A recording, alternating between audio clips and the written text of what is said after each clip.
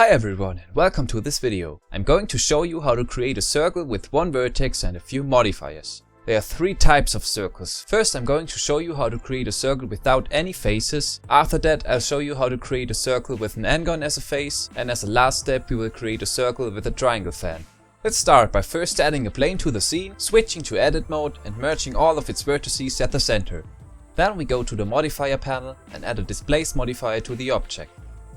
We set the direction to X and the mid-level to 0.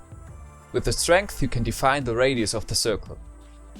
Next we add a screw modifier, disable smooth shading and activate merge vertices. Now we've created a basic circle. With the steps value you can define the resolution of the circle.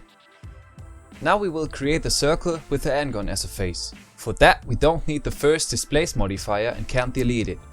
Now we add another screw modifier and move it to the top.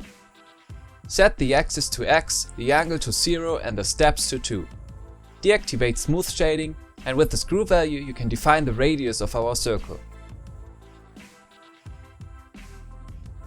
To turn the topology into one single face, we need to add the Decimate Modifier to the object and set the mode to planar. We should also decrease the angle limit to about 0.1. If you want your circle to be a triangle fan, we need 3 more modifiers. Let's add a Subdivision Modifier to the object, set the mode to simple and the render and viewport values to 1. This will create a triangle fan with the vertex at the center of the circle. But we're not quite done yet because the edges aren't properly connected to the corners of the circle.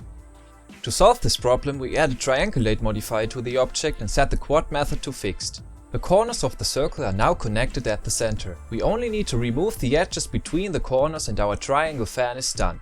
For that we add a Decimate Modifier to the object, set the mode to unsubdivide and the iterations value to 1. You can now change the settings of the modifiers to get different results. Tell me in the comments what you think and stay tuned for more. Bye!